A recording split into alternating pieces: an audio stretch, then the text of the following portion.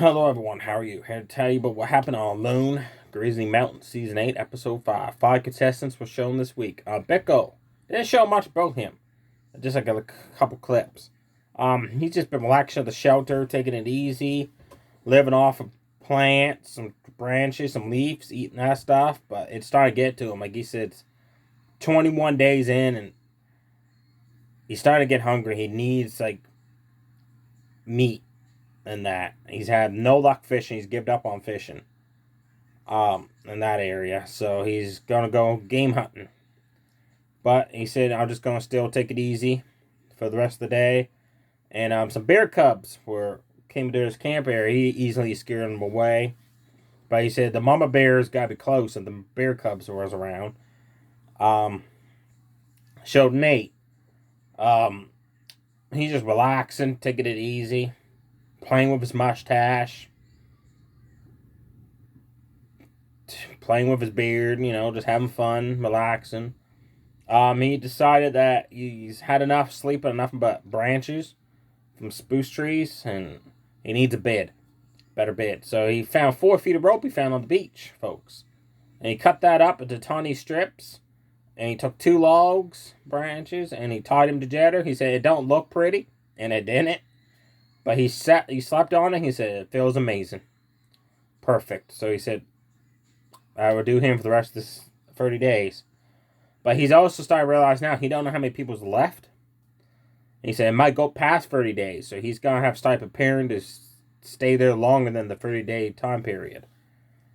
Clay showed him he's had no luck getting no major food source, folks. 14 days he's gone without eating anything, and it's starting to affect him.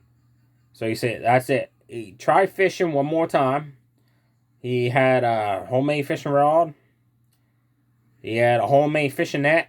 Could not catch no fish whatsoever. So he's given up on that. He got his bow and arrow out. And he went hunting to try to catch even a partridge or something like that.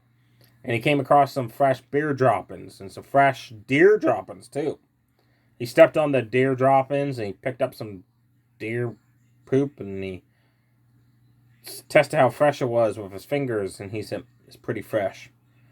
But he said it's getting late, so he's going to go back to the camp, go back at it next day. Next day, gets up early, goes hunting, and he doesn't make it far in where he's found the deer sign, and there's a buck. And he stands frozen, folks. He didn't make no movement. He stood frozen. The buck started leaving. He took a shot, and that's the cliffhanger. Well, Clay, you don't know if he hit the deer or miss. You won't know that until the next episode, episode 6, or maybe episode 7. Michelle from Cherryfield. She caught some snails, cooked those real good up, and when she was eating them, you can hear the crunching sounds. She said that's when they cooked good. She's been living off of berries, snails, ants, crickets. She needs a major food source as well. It's been 17 days for her. She's trying to win this for her husband's brother that has a medical condition. So the money, she said, would go a long ways to help her husband's brother out with, like, medical bills, supplies, stuff like that. So she's doing that to win the money for him. She went partridge hunting. She had no luck. She's still feeling weak and all that. She knows her teeth just caught her in. She confessed a secret she's been doing, which is been eating her own mucus. That's right, she's been blowing her nose and picking her nose, and she's been eating that stuff. Nah, I'll pass on that. Day 21, she decided she's done. She tapped out on 21 days because she was feeling weak, nausea feeling. She had no major food source, and at the campsite, she talked about, like, she's surprised she went that long with no major calcium or protein in her body. And she started losing weight. She could see that. She went down a few belt notches on a belt. And she just saying, I couldn't do no more without eating food. Matt's cool. I like him. Taking it easy. He named the camera. One of the cameras they have called Chad. He enjoys being alone. in the wild. He's done it a few times. He likes it. He climbed a 40-foot spruce tree just to see the beautiful view. It's shown. It was a nice view. He caught a small rainbow trout, cooked that up, and he ate the bones off the fish because it contains calcium. The bones do. He was gathering supplies like some loose grass and all that for a shelter, and he stumbled upon a hornet's nest and bit it in the grass. And while that poor guy got stung a few times, and he took off running. He tapped out on day 21 as well. That was a shocker for me as well. Because I said he was doing good.